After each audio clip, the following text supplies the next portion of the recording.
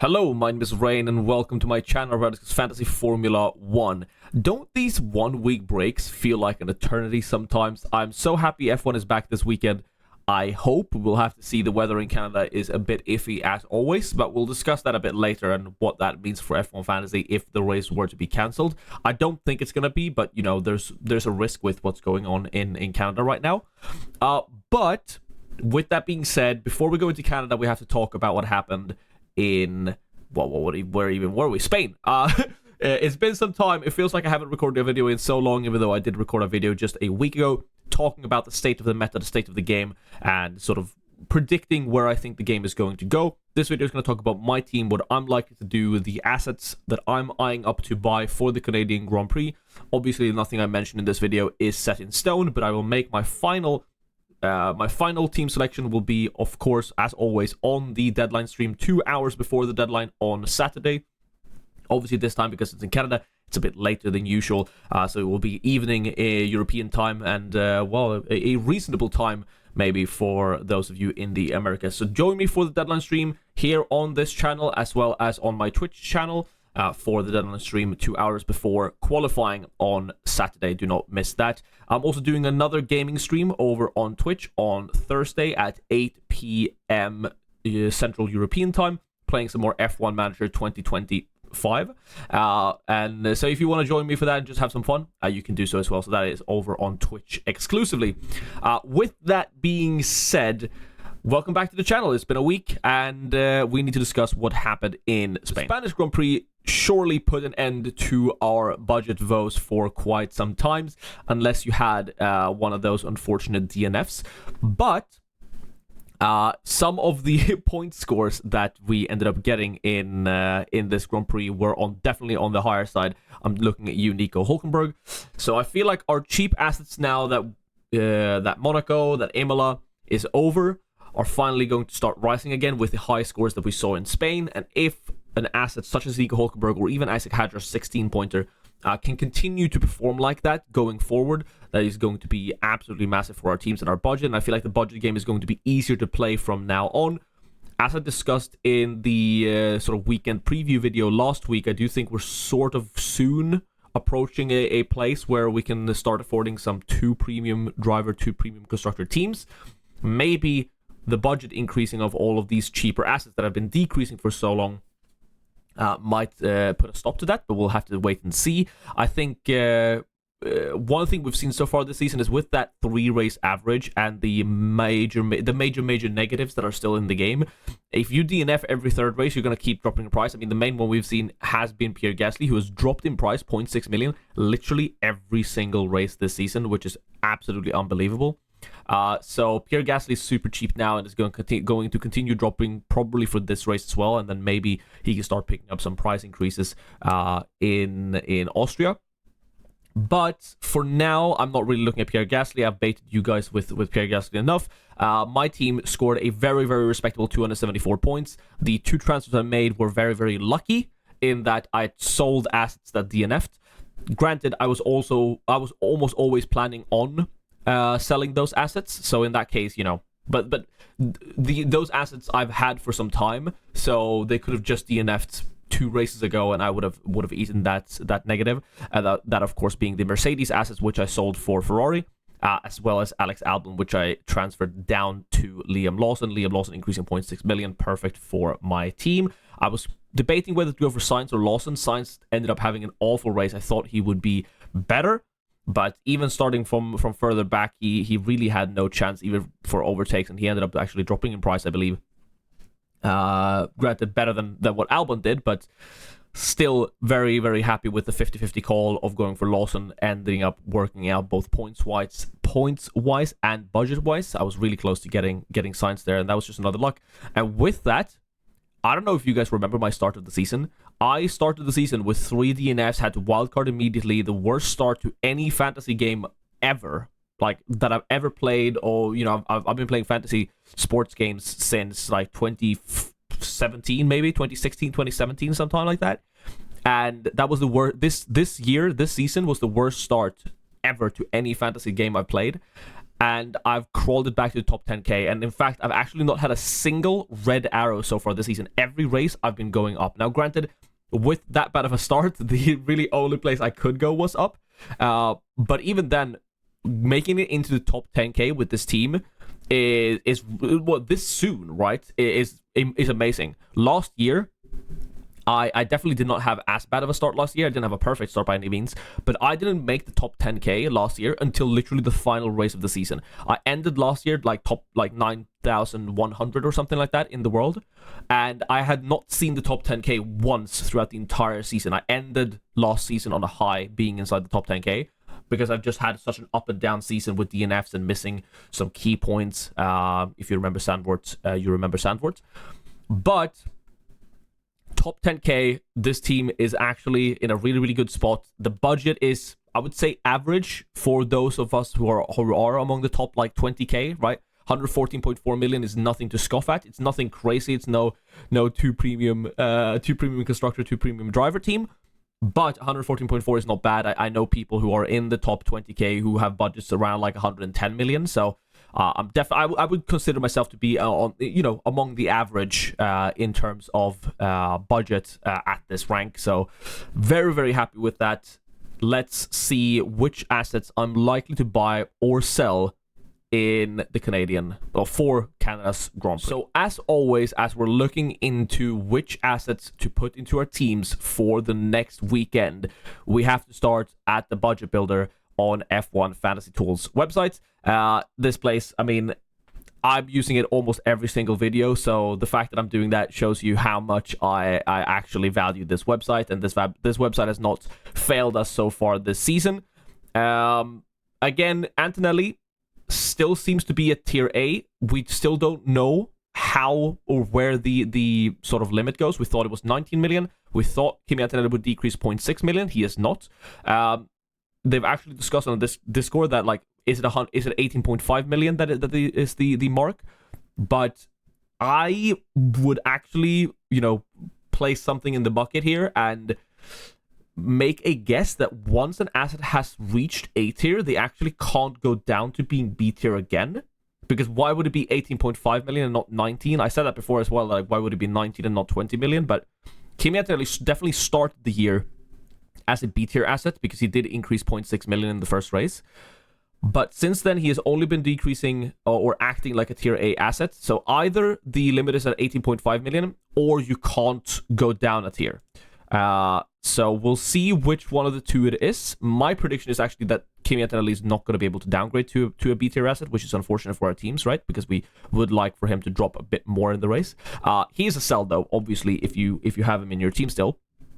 But it is nice looking at these now that there's a bit more green on the screen. And I mean, the main one is Nico Hülkenberg, and also, I mean, Isaac Hadjar. 12 points and 16 points for Isaac Hadjar is, in my opinion, must buy. He's showing the consistency. I have to hold up my hands and just say I was wrong, right? I've been right with some things. I did say that Carlos Sainz would be a bait asset at the start of the year, and that's very much been true. I don't think Carlos Sainz has been optimal to own for any race this season apart from maybe last week, and even then he did not perform that well with only a 7-pointer. And he was one of the most owned assets at the start of the season and one of the most hyped up assets at the start of the season. So I was correct about that, but I did also say that I thought Hadjar would be bad in F1 Fantasy because he looked so good in qualifying in the beginning of the season, and I just thought that good in qualifying for Isaac Hadjar would be P12 or P11. I did not expect good in qualifying to be, P7s and P8s, because once you're picking up points in qualifying and actually staying there and getting points in the race, I mean, you're this kind of assets. And I would even put Hadjar to the same degree of assets right now as Alex Albon in terms of points potential. Obviously, Albon DNF'd in the last race, but why have Alex Albon for 13 million, or even Yuki Tsunoda for 13.8 when you can have Hadjar for 6.8? It's a complete no-brainer. So if you're not already on the Hadjar train, Hadjar, in my opinion, is more important to get in than Nico Hülkenberg, guaranteed. But Nico Hülkenberg is also a really, really good buy because he's guaranteed to increase in price the next two races, bar DNFs. And I will keep on prefacing that, but every time I say an asset is guaranteed to rise in price, I obviously mean unless they DNF, because a DNF will always throw things out of balance. But Nico Hulkenberg guaranteed to increase in price. Looks a really, really solid buy. Lawson also looks a decent buy. I don't think he is as mandatory as someone like an Isaac Hadjar, but there looks to be pace in that V-Carb car.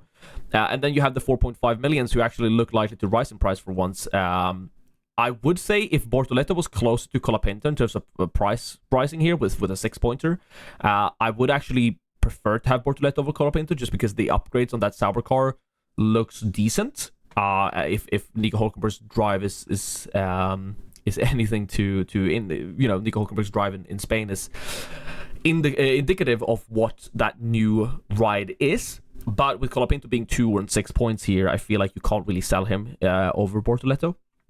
It kind of feels like a mistake. So that only leaves in my team, Bortoleto to be sold. My team right now that I have is everything but Hulkenberg. I have Hadjar, Lawson, Colapinto, Bortoleto. Looks really good, and I mean that is the sort of team you need to have, but just get Hulkenberg in there. And I have a lot of money in the bank, so I can get Hulkenberg in for anyone. And right now it's looking likely that it is Bortoleto, just because of this on Colapinto. But I will say, if you want to take the bet on Bortoleto being fast in that new, or being able to do some overtakes and do some actual points gaining actions, or on Sunday in the Canadian Grand Prix, I definitely think you can go for it to be a bit differential. I do think Colapinto is probably more crash prone, and it's a bit scary to own Colapinto as well when Flavio Briatore is saying bad things about him. But can't really overlook the 2 and 6 pointer to increase in price, can you, for a 4.5 million assets? In terms of the other cheap drivers, there's not really anyone that I'm actually interested in right now, considering they're all likely to drop in price. I mean, I think Ocon can definitely be one to reach 8 points, but do you really want to take the risk on that when you can just go for one of these 5? Alonso, again, sure, he's 4.5 million, but when the other 4.5 million assets look like this, why would you go for Fernando Alonso? I get he got a 14-pointer here. You could be like trying to get ahead of the curve, but as he's not increasing in price, and like one of these, Colapinto or Bortoleto, is increasing in price, you could just sell Colapinto or Bortoleto to Alonso next week once his DNF is gone from round 8, and for round 9 he is back in it. Round 8 being Monaco, of course. So once Alonso's DNF is gone here, I do think he can be an even better asset than Colapinto and Bortoleto. But seeing as we're not really strapped for transfers right now, if you just make one transfer this week to get Colapinto or Bortoleto out for Hulkenberg, you can then go and get Alonso the race after that. So I think this week, if you've been correct in your moves over the past couple of races and you are already sitting on like the meta team, right, with McLaren and Ferrari, or you have like a triple McLaren team with like a V-Carb to be a bit differential, I do think you can try and save a transfer for the reintroduction to the European circuits with Austria and Silverstone. So I do think that the plan is probably, for me at least, to only make one transfer, and that is just straight up to bring Hulkenberg in. I know it's a really boring move, and I know it's a move that literally everyone is making this week, but seeing as I'm already on a McLaren Ferrari build, I don't see the reason to jump off of it right now to go to like a kick build or a V-Carb build. Since I'm already on the Ferrari build. I think if you are on a triple McLaren plus kick or V-Carb build, I think that's totally fine and totally reasonable. But as I'm already on the Ferrari build, I'm likely to stay there unless it looks like the Ferrari is really, really, really bad in Canada, and I just want to switch Ferrari out to not to be differential per se, but to protect myself against a car that looks bad. But we have to wait for free practice and see, and the race pace simulations to truly see how good Ferrari looks. But if Ferrari looks to be the second fastest team again, I think it's a no-brainer to just keep my team as is. So here we are with my team then, 7.5 million in the bank, absolutely rich, could go for literally any move I want. Not really, but a lot of different moves are possible this week. However, I do think I'm likely to just be boring and do what everyone else is doing. And then stick it on that. One transfer, boom, bam, done. And wait for Austria to have 3 free transfers to potentially do something else. The assets for me that are completely safe this week are McLaren, Hadjar, Lawson, and Colapinto. I don't see a reason to sell them at all. Oscar Piastri could become someone else. I'm not saying I'm likely to do it, but again, if it looks like it's going to be even between the cars, I'm definitely never selling McLaren because McLaren keep performing well. But say Ferrari look really, really on it and I want to be differential again, I could see myself doing a transfer. Maybe if Red Bull look really fast for some reason, I do have the option of going for Max Verstappen, even with Nico Hulkenberg in there. So because I have so much budget to play around with, I do have options to change Oscar Piastri if I want to. Again, not likely to do so, but it is an option. And then as well, Ferrari look bad. This could become Red Bull or Mercedes. Probably not Mercedes, just because of what they look like on the budget side. But, if I'm selling Ferrari for anything, it's probably Red Bull Racing. I'm probably not switching up my strategy, especially since I don't have a wild card available to bring it back to a premium constructor team with just free transfers after that. And again, I only have 2 free transfers this week, so I can't go out and make too many changes. So for that reason, the very, very, very likely only move I am to make will be Bortoleto out for Nico Hulkenberg. But we have to wait and see until my team is finalized on Saturday before the qualifying. And then we've had some scares over on social media, so I just want to extinguish them right here with this article from Planet F1 that the sort of wildfire smoke that was over the track and over the Montreal area over the previous weekend. The organizers don't think it's going to impact the race as of now, but they will of course monitor it to make sure that it doesn't get any worse. But if this were to happen, we've seen this happen before with Imola being flooded 2 years ago, right? If that is to happen, I will of course be the first to tell you, but I do not think we should have any fears about the Grand Prix being cancelled as of now. So we do get our F1. So we do get our F1 in Canada, and I can't wait for it. And I can't wait to share the deadline stream with you once again on Saturday evening. So thank you so much for watching. I'll see you in the next video. Goodbye.